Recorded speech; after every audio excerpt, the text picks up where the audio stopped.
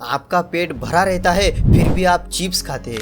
आप एक पल के लिए अपने मोबाइल को उठाते हैं और जल्दी ही स्क्रीन देखने में आपके 20 मिनट बर्बाद हो जाते हैं। आप अपने लक्ष्य के प्रति बहुत ईमानदारी से काम करते हैं, लेकिन कुछ ही दिन बाद आपको नैराश्य का सागर ले डूबता है। यह एक मानसिक प्रवृत्ति है जो हर किसी के लिए खतरनाक साबित हो रही है। मैं इस मेंटल टेंडेंसी को रोकने का सबसे शक्तिशाली नियम जानता हूँ, जिस नियम के चलते यह महिला दुनिया की मशहूर डांसर बन गई और इस इंसान ने तो अपना 45 किलो वजन कम कर लिया। यह 2 मिनट का नियम आपके प्रोक्रेस्टिनेशन के आदत को खत्म कर देगा, बिल्कुल इस लेडी की तरह।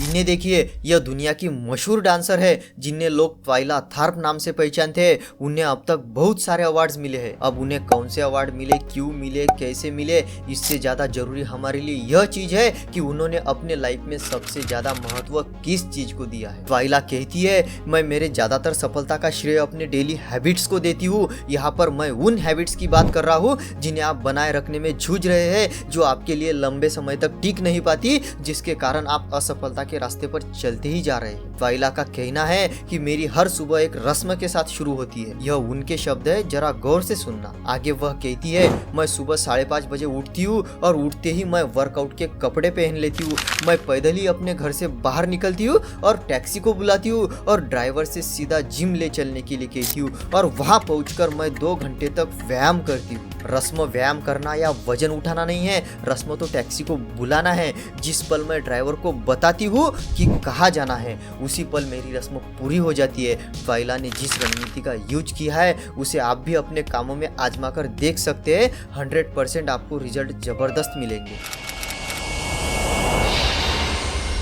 एटॉमिक हैबिट्स किताब के लेखक जेम्स क्लियर कहते हैं कि मेरे एक रीडर ने इस रणनीति के चलते 100 पाउंड वजन कम कर लिया। 100 पाउंड यानी 45 किलो। अब 45 किलो वजन कम करना कोई तुक्के की बात नहीं है, यह आप भी जानते हैं। आप डेली देखते हैं कि वेट लॉस के कितने प्रोडक्ट मार्केट में आते हैं, फिर भी लोगों को रिजल्ट नहीं आता। तो फिर इस इंसान ने ऐसा क्या किया? उस इंसान ने बड़े ही स्मार्ट तरीके से इस नियम को आजमाया। शुरुआत में वह हर दिन जिम जाता था, लेकिन उसने खुद पर यह रिस्ट्रिक्शन लगा दिया था कि वह 5 मिनट से ज़्यादा जिम में रुकेगा नहीं।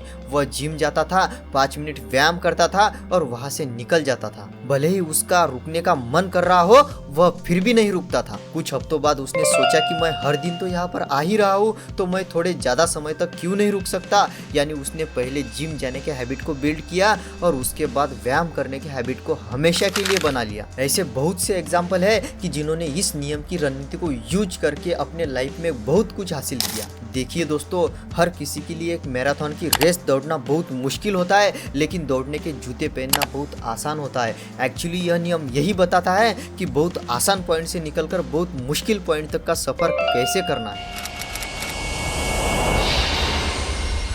अब कुछ लोगों को यह 120 सेकंड का नियम एक किस्म की चालाकी लगती है, क्योंकि हम सब जानते हैं कि असली लक्ष्य 2 मिनट तक काम करना नहीं है।